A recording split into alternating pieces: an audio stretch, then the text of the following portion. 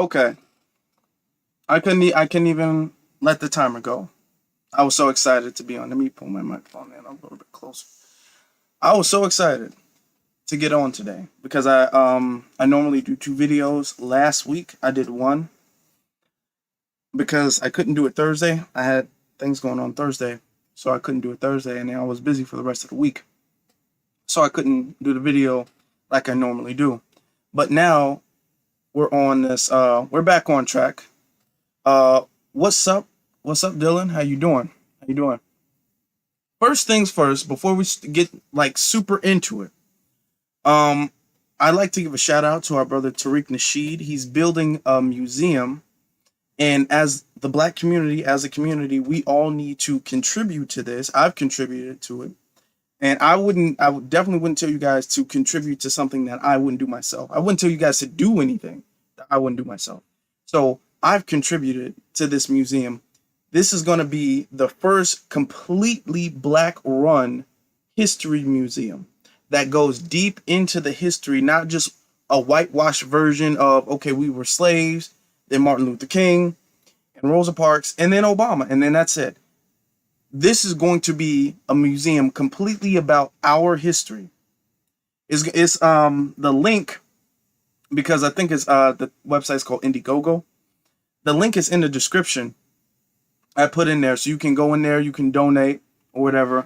The second I get on live, somebody calls me. The second this, do you understand how many times this happens? And people know when I go live too. People understand. People know what time I go live because I go live pretty much at the same time every time I go live. People know. And the second I go live, somebody calls. I don't know if they're I don't know if they're trolling, but the second I go live, somebody calls me. I think it's funny, kinda. It's annoying a little bit, but it is a little funny. But yeah, go check that, because as the community, we need to put our foot into this, because the dominant society is trying to completely erase. At first, our history, black history, was getting whitewashed, and we were being told that Abraham Lincoln freed the slaves and the Civil War was won by white people. And then we had, some issues, but that got taken care of with Dr. King and marching peacefully. And then that's pretty much it. That's pretty much all we've been told. Now they're trying to completely erase that. In the on-code news I did last week, I was talking about how Texas is saying, okay, we don't have to teach anything about Martin Luther King or the Native American history. They're saying, okay, now they're saying black history is critical race theory. So now they can be against critical race theory and not say it's racist when they're really against black history. So not only will they not teach anything about Dr. Martin Luther King or the Native Americans or pretty much any black history, not that it was ever mandatory, but they're going to stop teaching that the KKK was morally wrong.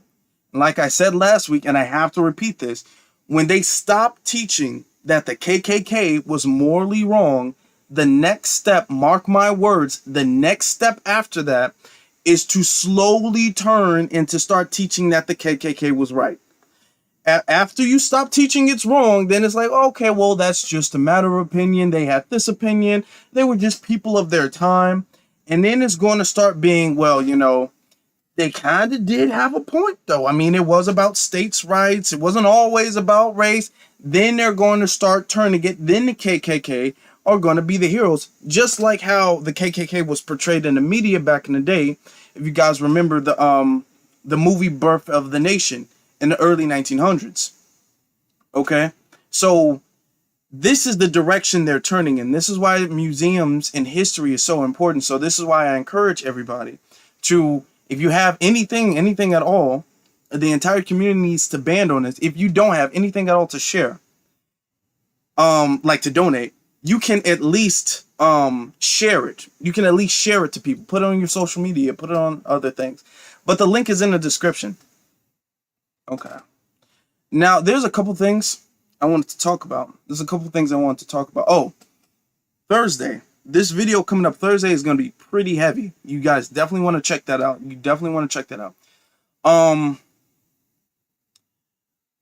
this video, this subject. Now, we talked about the Olympics and the racism of the Olympics. Sha'carri Richardson, which is she's a young black woman who's a track runner. She got disqualified for having marijuana in her system after her mother passed away. She had marijuana in her system, got disqualified. It was kind of like iffy if she was going to participate in the Olympics, and then she couldn't. But as she's watching the Olympics, the American track team got disqualified. I'm not like super familiar with the Olympics, but there were the competition that Sha'carri was going to be competing in, that she wasn't competing in. The American track team got disqualified for some, I'm not sure why, it's kind of vague, some position or something. I'm not familiar with the game, so that's why I don't know why. But they got disqualified. And Sha'carri made like a taunting little joke tweet. And she said this. Let me zoom in a little bit. Oh, be one to everybody in the chat and everybody who's watching and liking and subscribing. Missing me yet? Now, this was a taunt to the American track team. Like, okay, I got disqualified. Now everybody just getting disqualified. Kind of like a little taunt joke thing. Wasn't like a dig at anybody, especially Jamaicans. But for whatever reason, Jamaicans took this as an opportunity to dig on Sha'carri. Now, I want you guys to understand something. When a non-FBA attacks an FBA, they're attacking foundational Black Americans or Black Americans by proxy. Sha'carri Richardson is a proxy for Black Americans. So when they're unnecessarily digging on Sha'carri, they're necessarily dogging Sha'carri for no reason at all. That's kind of like a diss to Black Americans in general. Okay, I need you guys to understand this. Because this isn't like Jamaicans' first time like throwing little disses at foundational Black Americans. I just had a video which I showed a bunch of receipts about that. Now, this is the response that she got when she said, "Y'all missing me yet?" Now, she got Jamaicans. Notice all these Jamaican flags in there.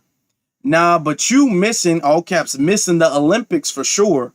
Okay. Okay, now just watch. Just watch this. Jamaicans ain't playing. Now, this is a whole thread of Jamaicans on Instagram.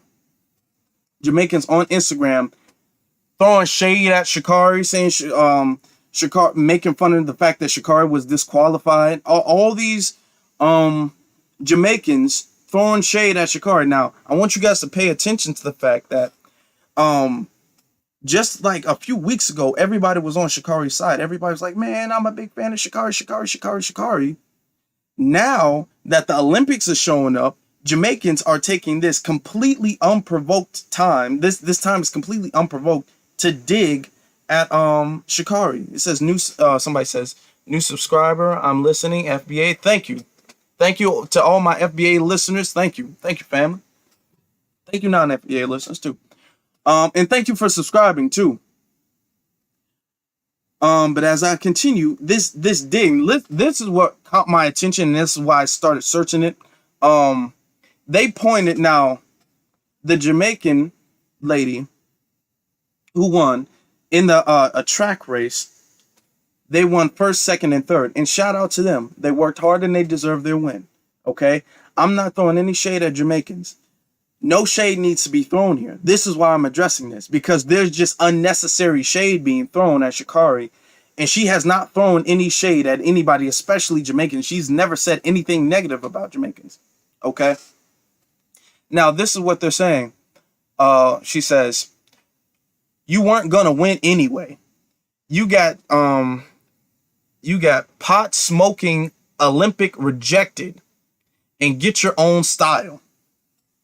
Now, if we look at the dates in which these pictures was taken, Sha'carri had this first. Now, she's on top. But Sha'carri did that pose first. I'm not saying she invented the pose or whatever, but she's like, oh, get your own style. What style is she staining from you guys? Where's this unnecessary hate? Oh, you wasn't the one anyway. You wasn't the one anyway. Sha'carri won first place in a race that she won. You guys are hating on somebody who didn't even compete. They didn't compete.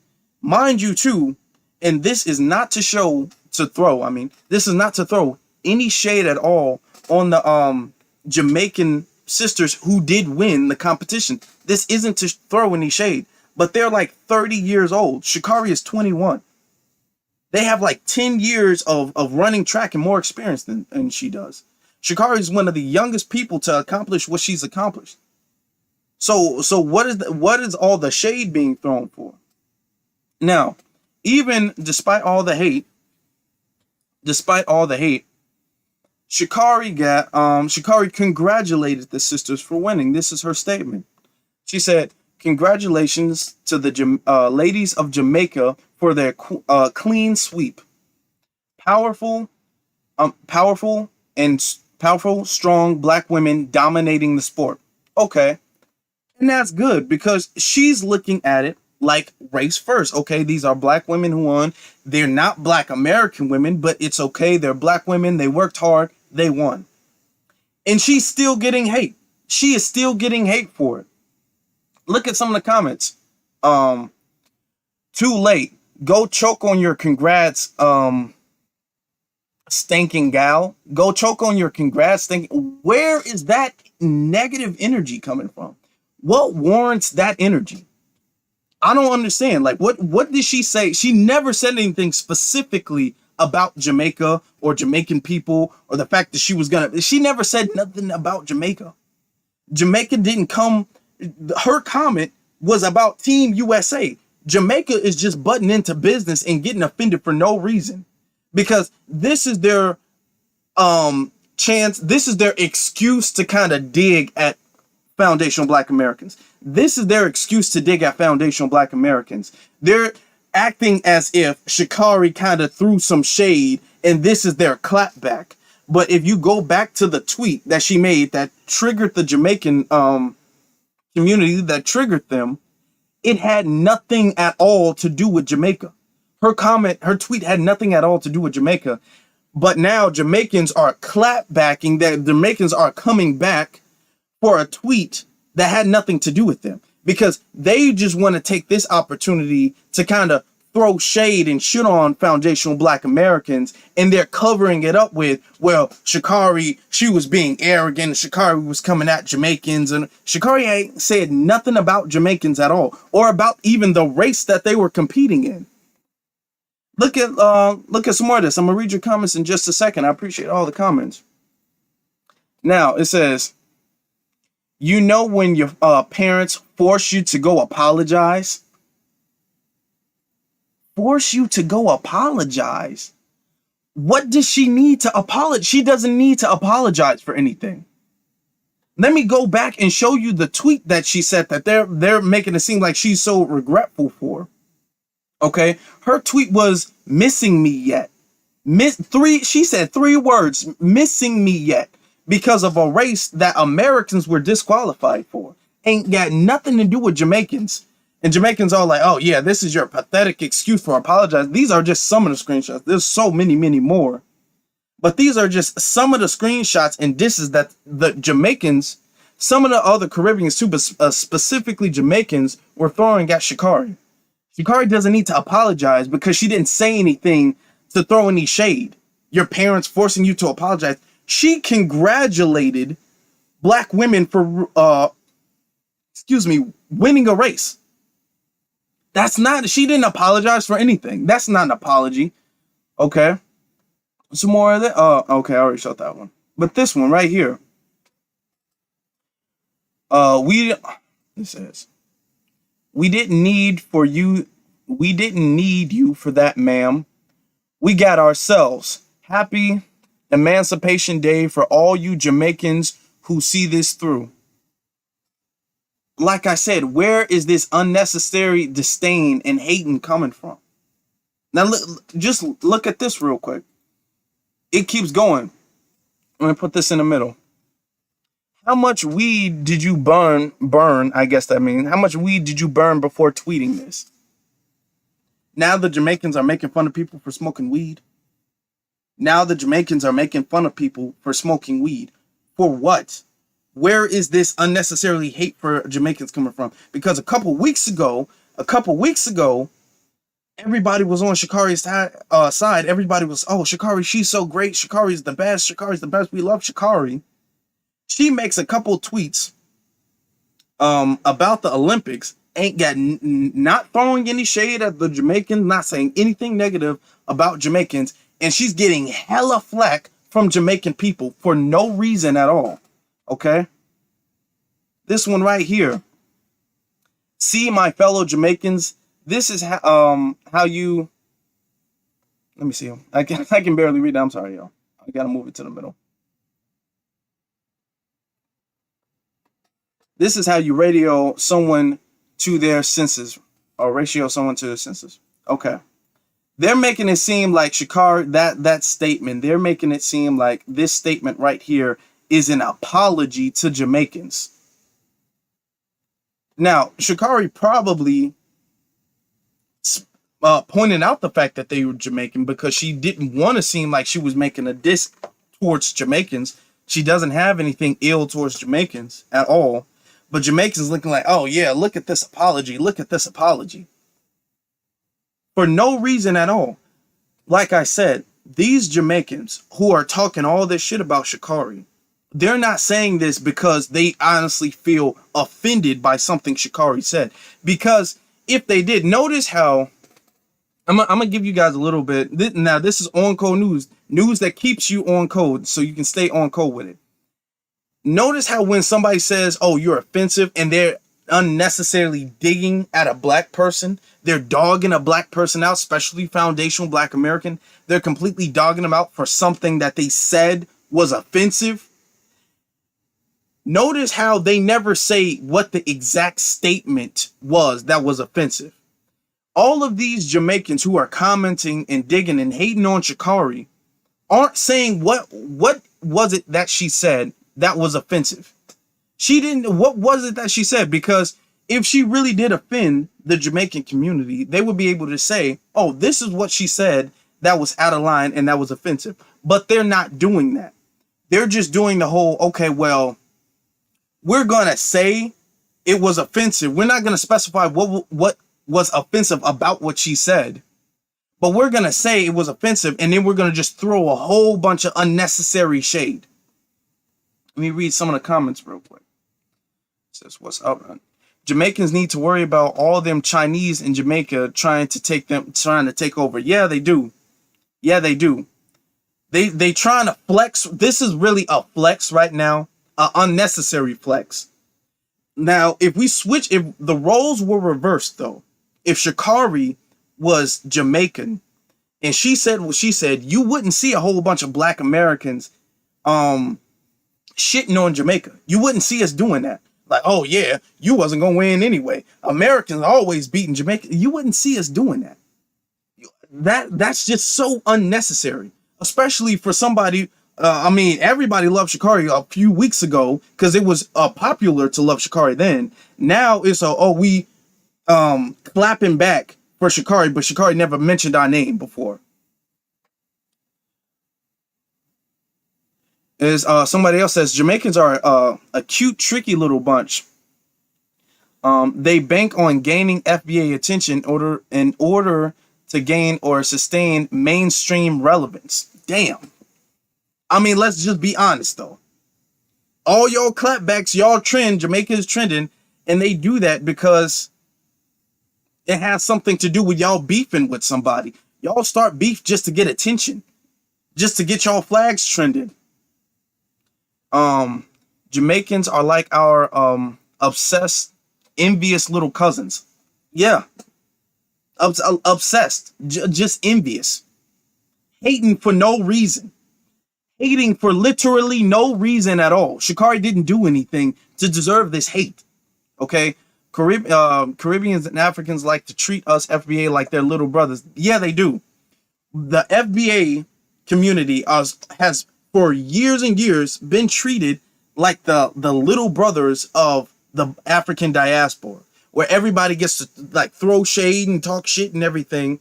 Now, when it comes to FBA talking about, okay, this is why we have an issue with Jamaicans, this is why we have an issue with Caribbeans, then it's, okay, we being divisive. The slave ship brought us all here, you know, we're all from Africa. This it's just where the slave trip dropped us off at. That's the only real difference. We're really the same people. We're the same people, right? We're the same people when it's beneficial to Jamaicans, but now it's, you know, we Jamaicans, I think Nicki Minaj's ex or Nicki Minaj said something kind of throwing shade at Sha'carri. We Jamaicans, we got better food. We created hip hop. It's a whole bunch of unnecessary hate from Jamaicans for no damn reason. Okay, what's poppin'? How you doing, Mr. McCoy? It says, no, that's the other one. They treat us like big brothers, so they won't, who won't give them any attention. So they start acting out and engaging in their little accomplishments. Yeah, this is an act out.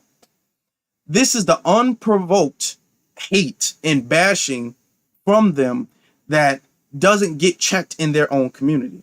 Now, in the videos that I made about Pan-Africanism, I said, especially the last one, I said multiple times, I don't want to have to make that video.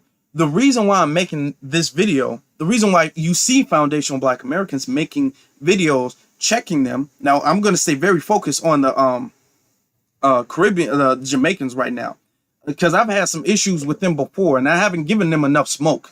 So I apologize for not giving them enough smoke. But the issue that I have with that is because there are some Jamaicans who claim to be Black first and claim to be on code, but then when they see the Jamaicans attacking foundational Black Americans, this unprovoked attack from Jamaicans, they don't want to say anything. See, this is the problem that I have. And if we notice, all ethnic groups tend to do this. This is about an ethnic code. There's a racial code and then there's an ethnic code.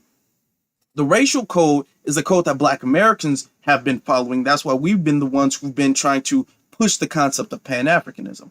Everybody else is really boxed in this ethnic code where they don't leave the ethnic code. They don't see. Now, other races of people will leave the ethnic code because they understand the racial code is the bigger picture. They have their ethnic beefs. Like, let's pay attention to the Stop Asian Hate thing. When that was going on, you had the Koreans, the Japanese, the Chinese, the Vietnamese people. You had all of them. They were all on page with Stop Asian Hate.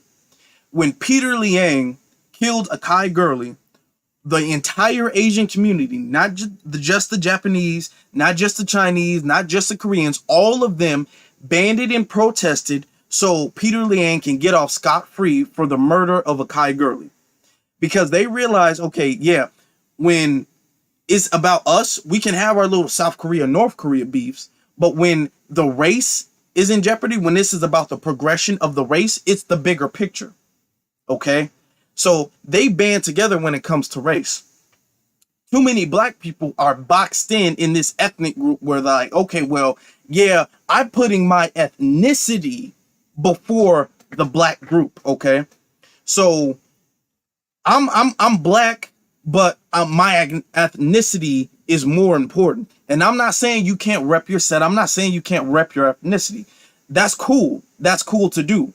But that separates them from connecting to the bigger picture, which is being Black first, being race first. Because all these other groups will put their ethnic differences aside when it comes to the progression of the race. I have an issue with that because when the Jamaicans who are on code, Black first, and, you know, doing their thing, when they see other Jamaicans doing a whole bunch of off-code stuff, you don't really see them check them.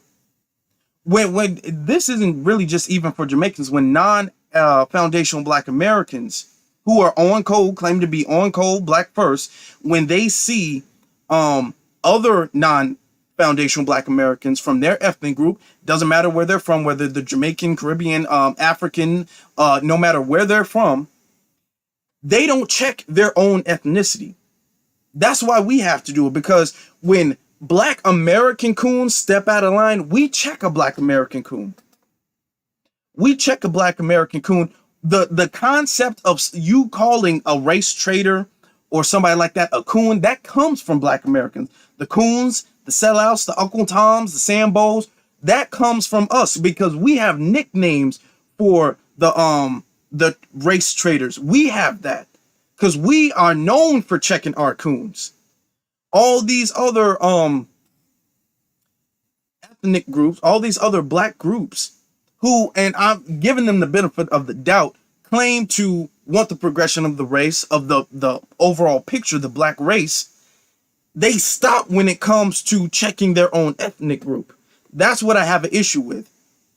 And I also have an issue when it comes to Pan-Africanists, because Pan-Africanists are always preaching about how we need to be unified, we need to be together. And I do believe that that is a goal that we need to reach eventually. And why I said it, we're not at that point yet, is because everybody is not getting handled evenly. Everybody's not getting handled evenly. It's like all of the smoke is going this way.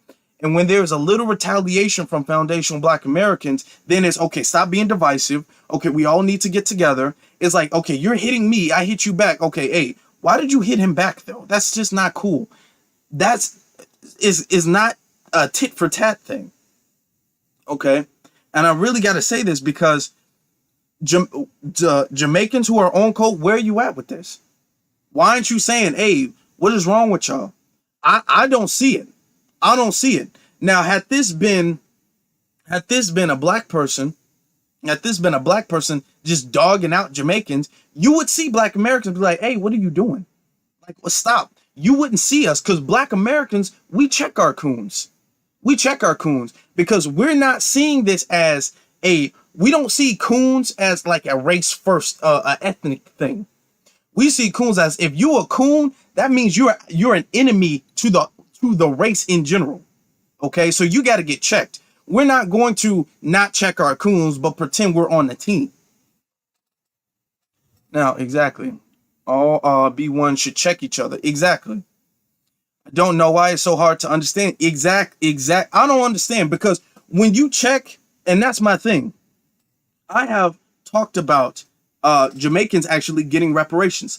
I have talked about in SARS, the issue Nigeria was going through. I had talked about when Nigerians were getting attacked by the Asians when the COVID first hit, when the Nigerians were staying in Asia and they were just getting kicked out of their house and beaten up in the streets and banned from the stores.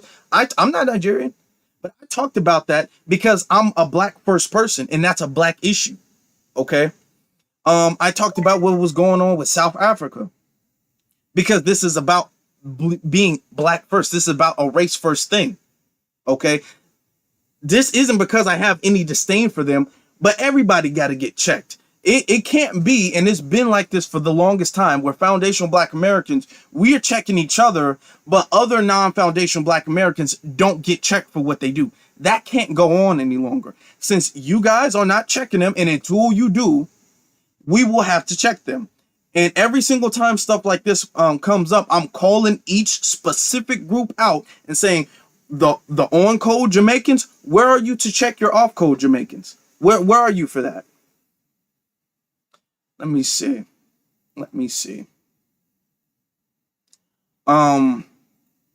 Something else that I have to say that was very disturbing. I'm not going to show the video. But this was a restaurant in, I think, Iowa, where some music was being played, and you had a whole bunch of hood rats dancing and twerking on the table. When I say on the table, I don't mean they're like grabbing the table and twerking. I mean they are literally getting on top of the table and twerking. On top of the table. This is my thing. All this degeneracy has to stop. Is it black sophistication and black class is in style now?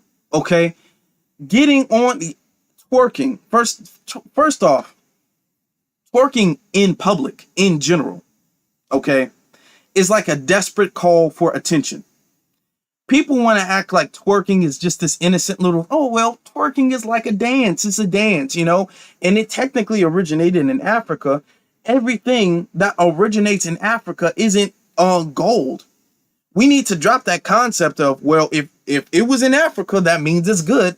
No, that doesn't mean it's good. And I'm not saying twerking is necessarily bad, but I'm saying you can't just twerk in public and say, well, it was from Africa, or it's a dance, as if all dances are appropriate. All dances, especially twerking is not an appropriate dance, like doing something like the mink slide or doing a moonwalk or something like that. Those are dance moves that are appropriate to do in different occasions, not at a restaurant. People would say something if you're moonwalking at a damn restaurant, because you're not supposed to dance at a restaurant. This isn't like a bar or grill where there's a dance floor. You're literally on the table. If somebody was moonwalking on the table, they would get called out. And that's a way more appropriate dance than twerking is. This degeneracy that we have where you're twerking on social media, where you're literally bending over and sticking your ass out and shaking it and putting that on the internet for people to see you, okay? This desperate call for attention, okay?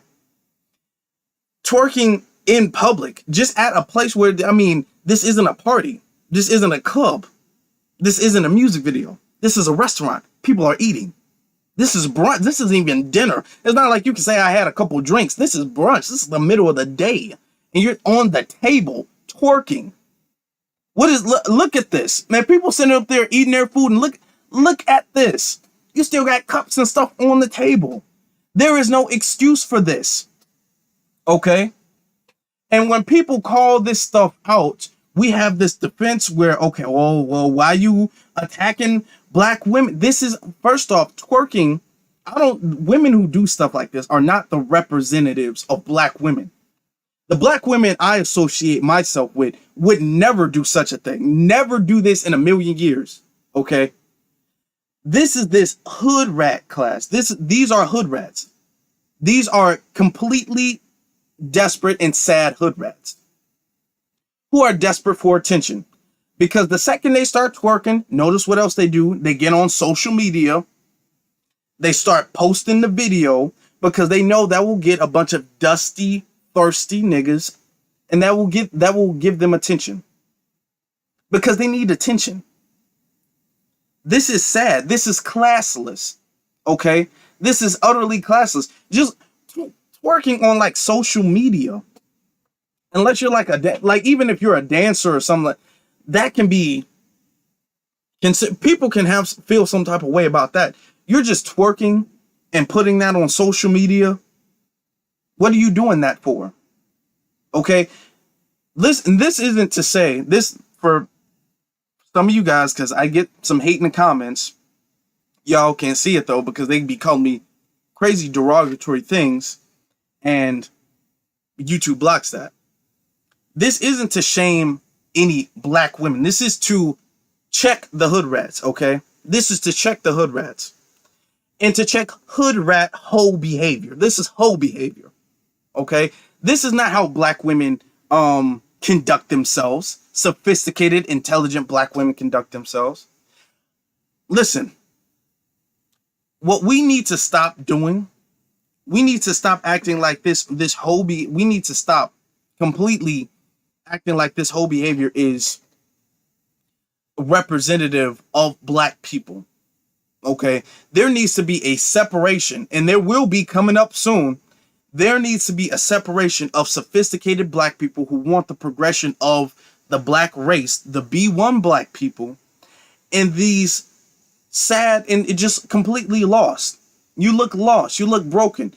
If you see a woman twerking on the table at a restaurant, this isn't a club. This isn't a party. This is a restaurant in the middle of people eating. It's not like you even called, like, had a room sectioned off or something like that, and you had a private room and you twerking on a table. You're in the middle of the room in a restaurant twerking on the table. You don't look at that. A child doesn't look at that. A little girl doesn't look at that and say, "Oh, that's energy. That's a role model type person." Okay, that's Betty Shabazz type energy. That's Coretta Scott King energy. That's that powerful black woman energy. They don't look at that as that. That is that degeneracy. Okay, we need to stop promoting degeneracy. And what I don't like is when we check people, then it's this cover up with, okay, that's just you hating on black women. That's just sexism. Because all day long we can talk about how niggas sagging. We can talk about how that's bad, how niggas need to stop sagging, pull their pants up. And I've said that in videos before. Okay, if you are a grown man, especially a grown black man, you shouldn't be outside dressed like you were a toddler the day before, like you don't know how to put pants on. When you put your pants on, you do that so your underwear does not show. Okay, you putting your pants on, nobody should be able to see your underwear. I don't know how you guys grew up in your 20s and 30s and you got your underwear hanging out your pants. You're walking outside in flip-flops. Like you just rolled out of bed. Now we're having this degeneracy become popular where it's just acceptable to get up and act like you just rolled out of bed. Listen, I wear a do-rag before I go to sleep. Okay, to wrap my hair up, to, keep it moisturized, protected. I don't leave the house in that. Okay?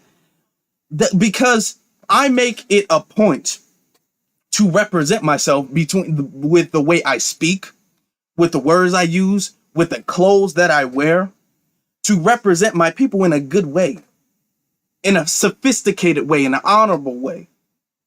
There's nothing honorable with women, dare I call them that, with hood rats twerking on the table, with grown men sagging their pants. This degeneracy is not sophisticated, and it shouldn't be the representative of black people at all, period.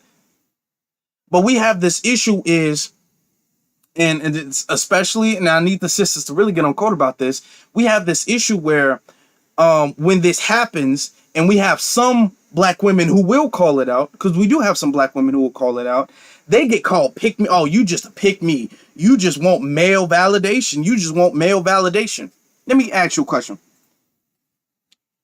You have a woman twerking on the table in the middle of a restaurant, and then you'll have another woman who calls out that behavior and say, that is not how you should conduct yourself. Between those two, which one do you think is desperate for validation? Just use your comments. Which one do you think is really desperate for validation? The girl who's dancing and twerking on social media, or the girl who's saying to conduct yourself like a sophisticated lady? Which one do you think is desperate for attention and validation? Come on.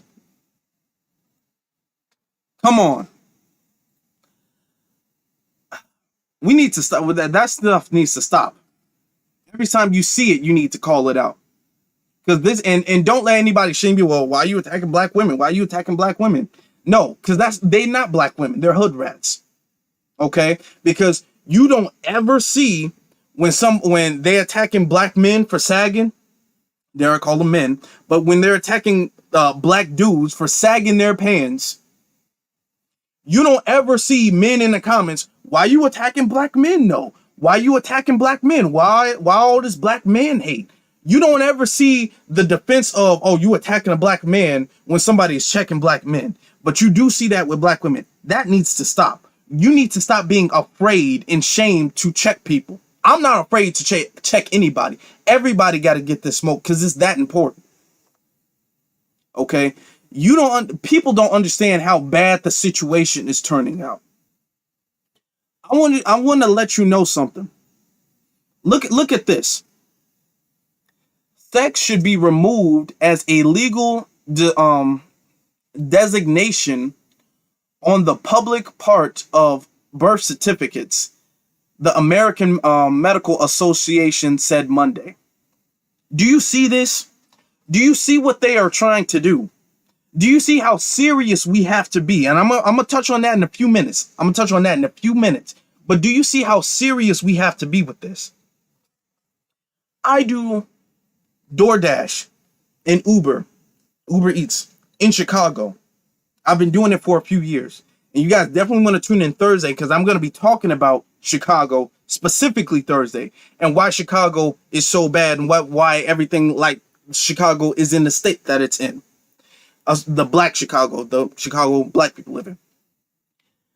I'm seeing a bunch of homeless people. And year after year, I'm seeing homeless people increase. There are an increasing number of homeless people, especially after this pandemic. This pandemic has set people back, especially Black America, back way bad. Some black people made the best of it. A lot of black people will fall. Okay. There will be, coming up very soon, there will be a big blow that a lot of black people will not be able to handle. A lot of black people won't. Some black people will be able to dodge. Some black people are ready and will be able to dodge the blow.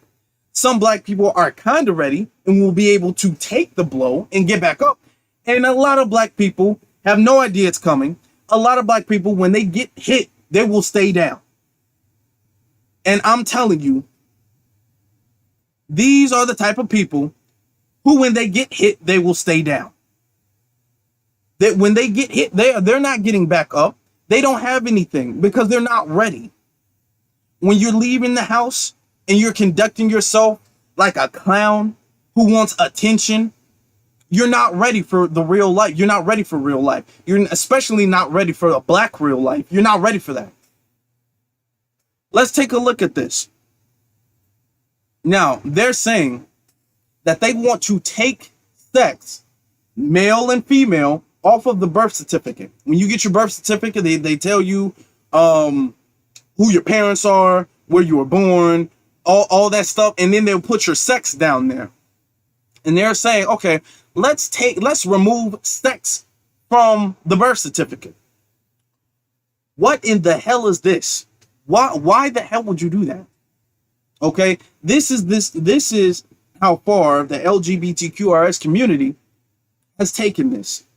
Okay, this is not about, at first it was about, okay, we just want to be accepted. We just want to do what we do and nobody says it. We don't get discriminated. Now it's, okay, now you got to change the birth. Now, they're not talking about taking race off the birth certificate. They will keep race segregated. They don't want to confuse the races, not like you could, but they're not going to do that. They want to take sex off.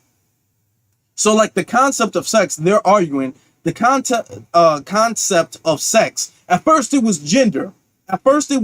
Because gender is this social construct that is, like, I guess, completely made up nowadays and has nothing to do with sex nowadays. Like, all our lives, we've been taught that gender and sex coincide with each other. All evidence proves that gender and sex, the sex you were born with, coincides with each other. Now we're told that gender and sex are completely different things, and the only reason you identify with the gender the gender and sex is because you were programmed to identify with that. Gender is this completely fluid thing with like 1,000,010 different things that you can choose for. It's like a color spectrum. Okay, it's not just male and female. It's this big spectrum of a whole bunch of different things. It's not. It's really not. And we need to stop being scared of saying that. This stuff is ridiculous. This is honestly ridiculous. There's only two genders. Okay? I know people are gonna, oh my God, he said it. He's like, oh my God, he's gonna get out. I don't care. I don't care. Even if I do, I will make another YouTube channel and I will be right back here. And I will be saying the same thing. Because we need to stop being scared of saying something that the dominant society is not gonna like. And that's gonna segue to my next point in a minute. We need to stop being scared of that. This is how far they're taking this. They want to remove sex. Why? Why? For what reason? Okay. Now watch my other videos when I tell you about the links to pedophilia.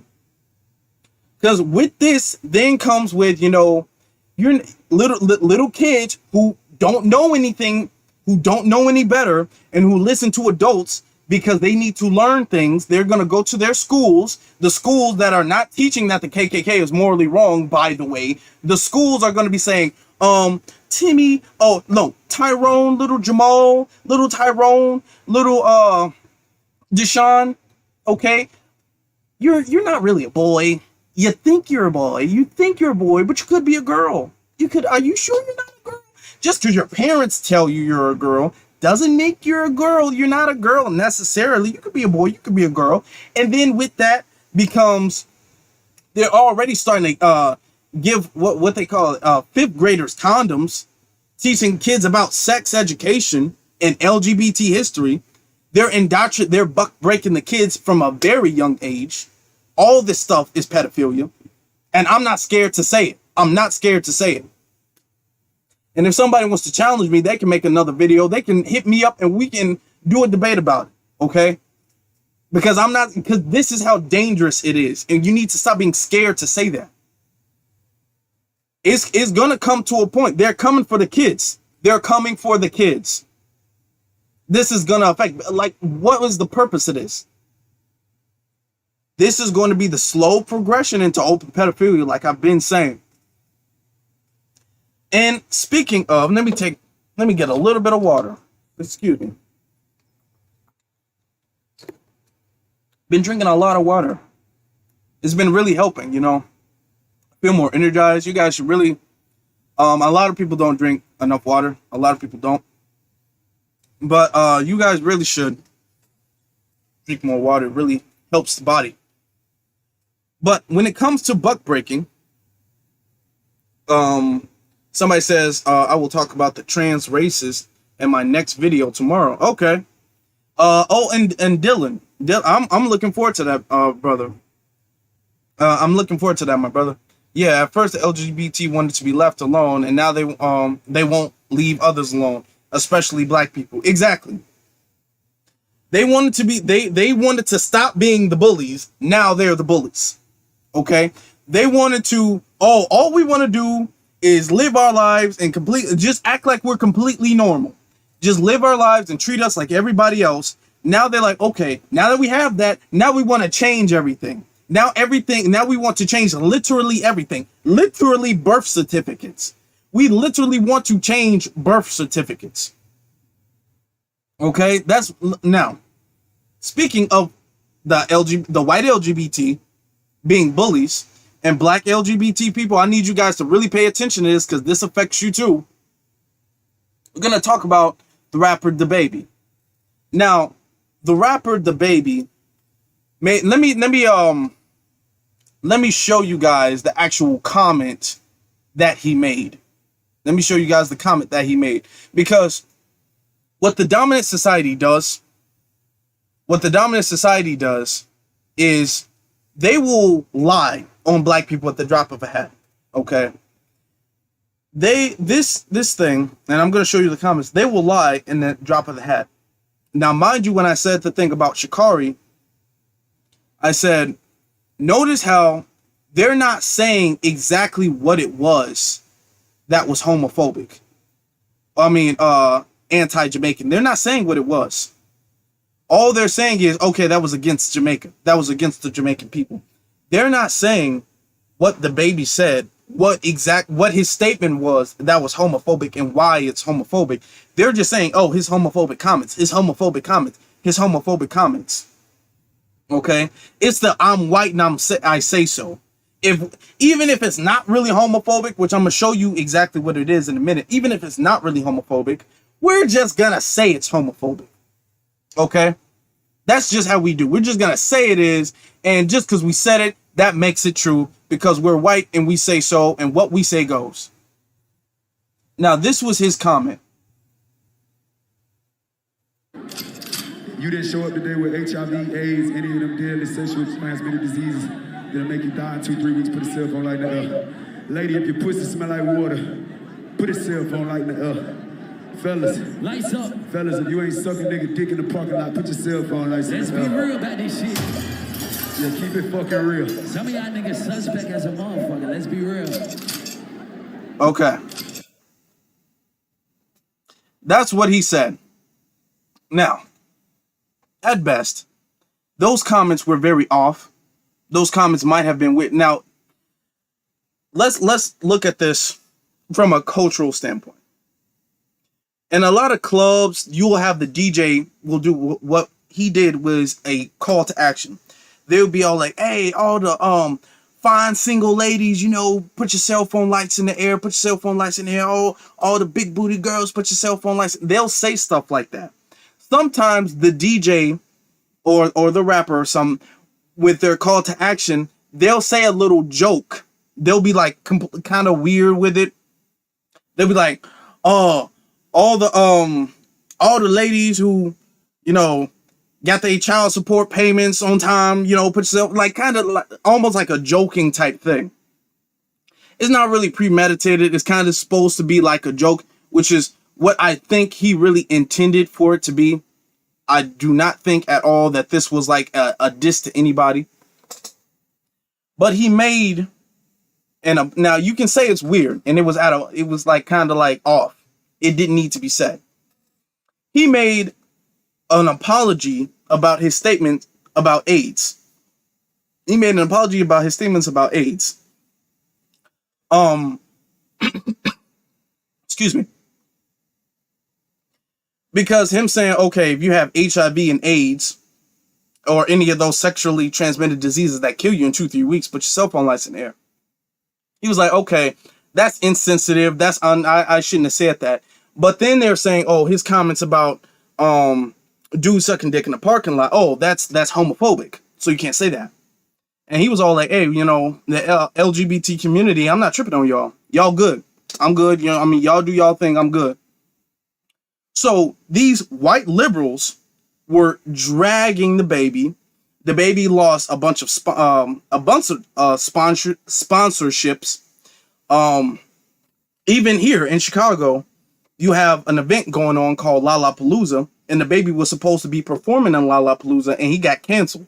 He got canceled from Lollapalooza, and he's getting canceled from other tours and stuff like that. You got other white artists talking about, oh, I can't believe he would say such a thing. He would say blah, blah, blah.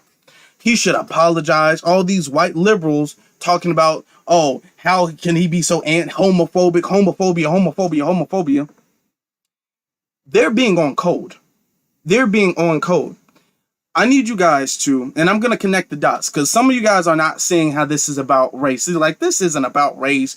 Everything you bring up, you're always making it seem like it's about race. It's about race. Let me explain to you how it is about race. Let me explain that to you guys.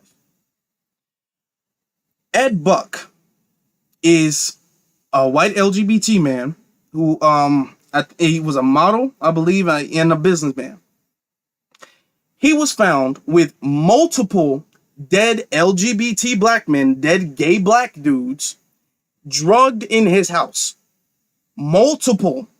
Not just the cops came and they found multiple bodies. I'm talking about there was times where bodies kept getting pulled out. They got pulled out, he didn't go to jail. They pulled out again, didn't go to jail. Pulled out again, didn't go to jail.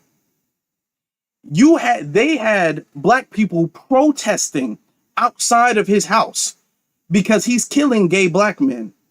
He's drugging them up, raping them, torturing them, and killing them. Time and time again. And all of these white liberals were very hush-hush about white-ass Ed Buck and killing gay black men. They didn't care to defend gay black men for being killed by Ed Buck, drugged to death, raped, killed by Ed Buck. Had no smoke for white-ass Ed Buck. All these celebrities who are talking about Dababy and homophobia, they had no smoke for Ed Buck. No smoke at all for Ed Buck, but they got all this smoke for Dababy. Okay? And it's interesting that the Ed Buck thing happened kind of very close to what Dababy said. This baby thing is a cover-up for Ed Buck. Because they don't care about homophobia. They care about power. Okay? When I told you about being on code and checking your own people, White people, the dominant society, the white liberals, they don't care about homophobia. They don't care about homophobia because there'd be a whole bunch of white people that they would have canceled if they really cared about homophobia like that. They care about buck breaking. Let me break this down to you guys. They care about a show of power. White people being able to pull the chains of black artists and black rappers, black artists, black celebrities, a black person of high status. They care to show, hey, we're just so you know, just so you don't get uppity, let's just flex on you because we can. So just apologize for no reason, not necessarily even saying a reason. Apologize just to show, okay?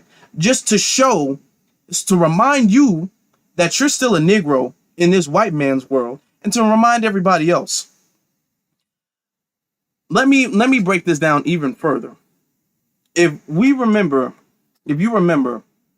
when Kobe Bryant passed away, and Gayle King had an interview with Lisa Leslie, and Gayle King was trying to bring up Kobe Bryant's past alleged rape accusations. And Lisa Leslie was like, okay, well, let's not talk about that. He just passed away. Him and his daughter just passed away.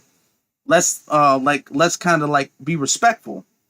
And Snoop Dogg, who was close to Kobe, Snoop Dogg called Gayle King a bitch. He was ranting like, oh, what is all this? Why are you attacking somebody who just died? Call Gayle King a bitch.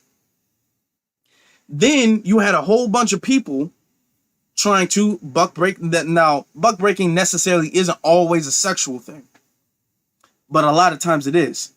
But it's about, oh, you're a big nigga, you better apologize. You better stay in your place. The purpose of buck breaking is to keep black people in their place psychologically.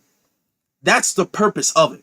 It's done a lot of times sexually, but it's not always. It's not about the sex. It's about keeping the black person in the subservient position and keeping the white person in the dominant position.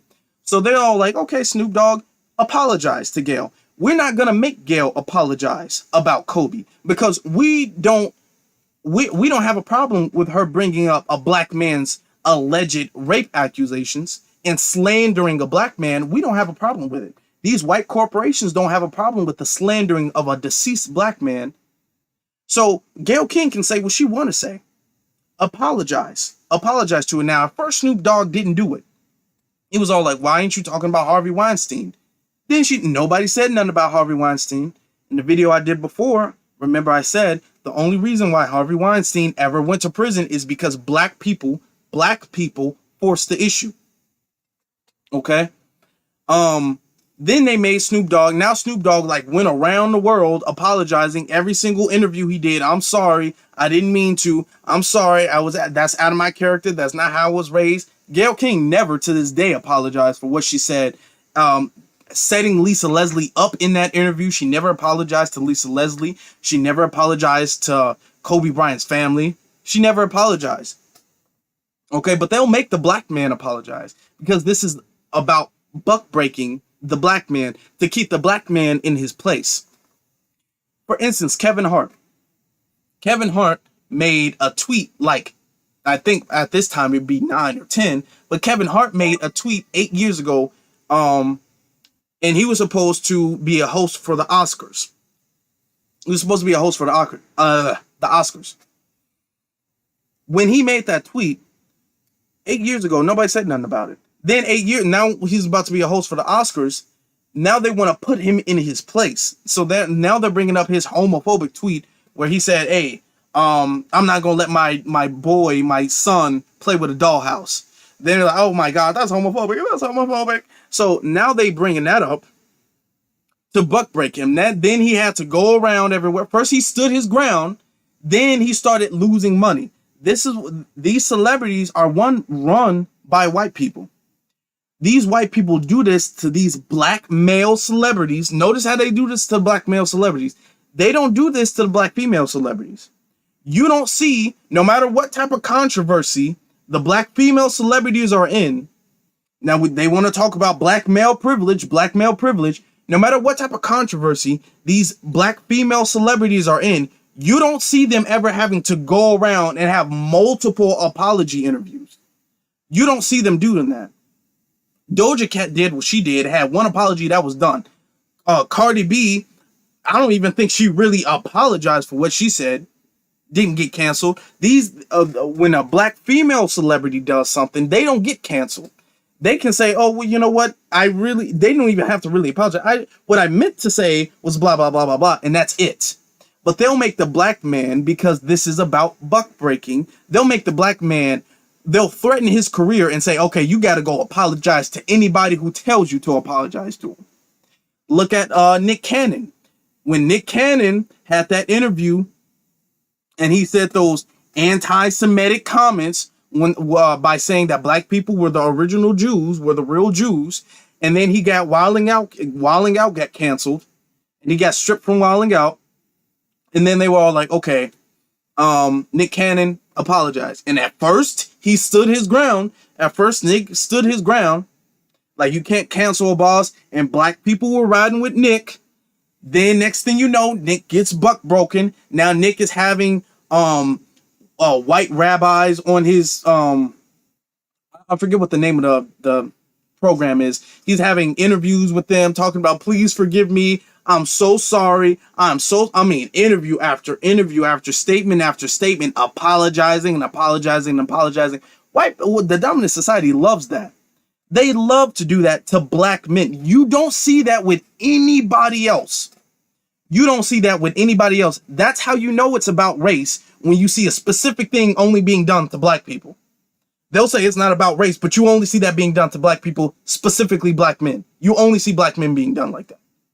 Because when these white artists get caught saying the damn N-word, they get caught saying the N-word on camera, doing a whole bunch of racist stuff on camera, they make one little apology, and that's it. They're fine. There's nothing threatening their career at all. There's nothing threatening. They make one little apology. They can say a bunch of racist stuff. Madonna, who's checked Dababy, she said the N-word. She's said the N-word on I think it's Instagram post or Instagram Live. Michael Jackson's had problems with her. There's another guy, I'm forgetting his name. A whole bunch of people who have anti-black history.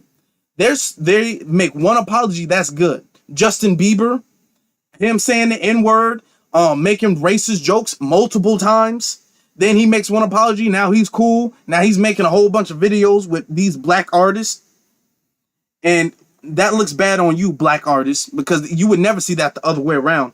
You would never see that the other way around. So all these black artists collaborating with Justin Bieber, I'm just saying that looks kind of bad on you, but it looks bad on a lot of people, because a lot of these artists say a whole bunch of anti-black stuff and they make one single apology and that's it. But if it's a black man, the black man has to make an apology. He loses money. He has to go around the whole world. Hulk Hogan, the wrestler, said the N-word a few years ago, and he made one apology, and now it's cool. Dylan just brought that up. Hulk Hogan, what's his name? Damn, I forgot his name. What's his name? Dog the Bounty Hunter. Dog the Bounty Hunter and his damn racist wife got caught calling black people niggas and stuff like that. You didn't see white people rage at them. You didn't see them get canceled. They didn't have to go around and make several apologies. All they have to do was address what they said was wrong, and that's it. Okay? You got a whole bunch of man, I could give you a long list of white celebrities saying and doing racist stuff. What's that one dude? Damn, I forget. He was Liam Nelson. I forgot. I don't know how to pronounce his name. Liam Nelson. He was he played Qui-Gon Jinn on the first Star Wars movie. I know some of you guys might know that he's played in other movies. Taken, I think, is his most popular movie though. He said that one of his, I guess, a female friend of him was raped by a black man. So he just like took a crowbar or a bat or something like that, and he was just looking to just beat up any random black person who like crossed his path. He said that in an interview. I think he was on Ellen, actually. He said that and he was like, yeah, and I realized that was wrong. Still making movies. Still didn't get canceled. Didn't have to go on no damn tour to apologize. I'm telling you that this is about race because you only seeing it being done to black men. Where if you don't apologize, and even if you do apologize, you gotta apologize and apologize and apologize and apologize. Okay, Dababy made a was an Instagram live video where he was all like, "Hey, what I said, I wasn't dissing the gay community." He said that right after the show. I wasn't dissing them. I was just talking. I'm just saying, if you sucking dick in the parking lot, which nobody should be doing, gay or straight, should be doing oral sex in a parking lot.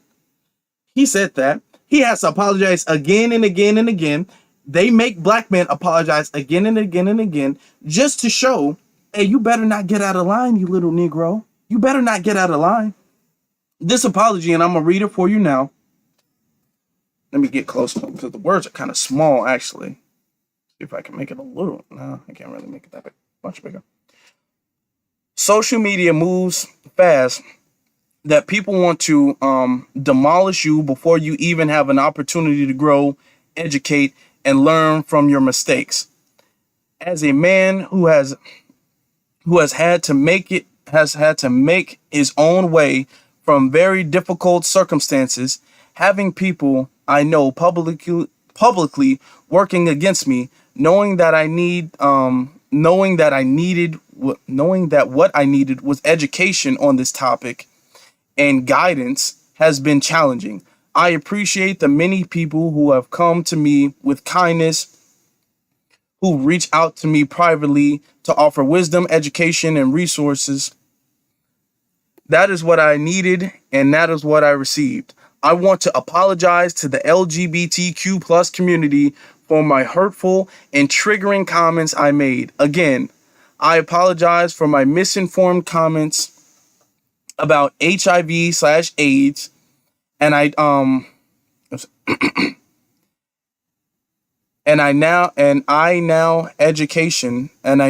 know education on this is important. Love to all. God bless Dababy. Okay. Once again, the statement he made about AIDS and HIV is completely different from the statement he made about gay dudes. He made 3 completely separate topics. You can say they were weird and maybe unnecessary at best, but they were not homophobic. And he apologized for the AIDS thing almost immediately. He was like, okay, yeah, that was uncalled for. Now the white LGBT community is making him apologize because this is a form of buck-breaking. Because I can give you a whole bunch of, because if this was about homophobia, they would be doing everybody like this. They'd be doing everybody like this. Eminem, the rapper Eminem, has made a whole bunch of, he's had gay slurs in his rap video. There was one specifically that I know of called Rap God. If you guys go to Eminem Rap God, he's said the F word.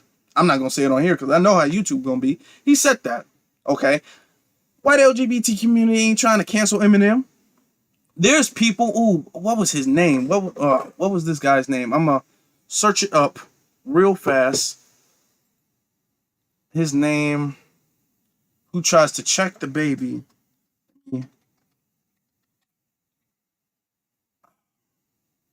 Oh, Elton John.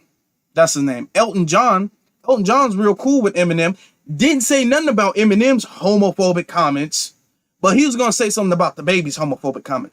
This is how you know this is about race, because this is about buck breaking. This is about showing these black people, oh, you got some success. You got some success, but stay your little nigger ass in line.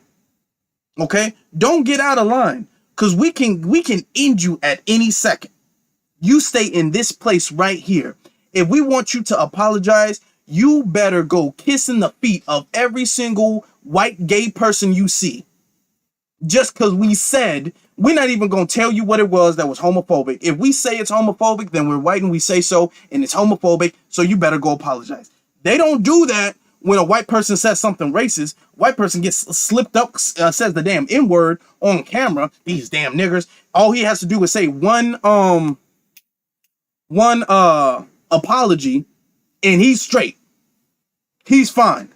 But when it comes to a black artist, no matter whether it's Dababy, whether it's Nick Cannon, whether it's Snoop Dogg, whether it's the Kevin Hart, we tell you to apologize, you damn sure better apologize again and again, and you better keep apologizing until the dominant society is satisfied and knows damn well that you will not be rambunctious. You will stay in your place. That's the purpose of this. That's what I want you to understand. This is not about Dababy and how you feel about him. I don't like it. I'm not a fan of him personally. This isn't because I like him personally. This is because I see the agenda behind this. I don't care. And you guys who have followed me for a little bit know I have had a lot of criticism for the rapper Lil Wayne. If this was Lil Wayne, I'd be saying the same thing. It doesn't matter who it is. This is not about the individual. This is about the race. Dababy, Snoop Dogg, Kevin Hart, Nick Cannon, they're all proxies for black men, straight black men. And this is the buck breaking. They're taking big, successful black men and they're buck breaking them. Okay? They're publicly buck breaking them. Okay?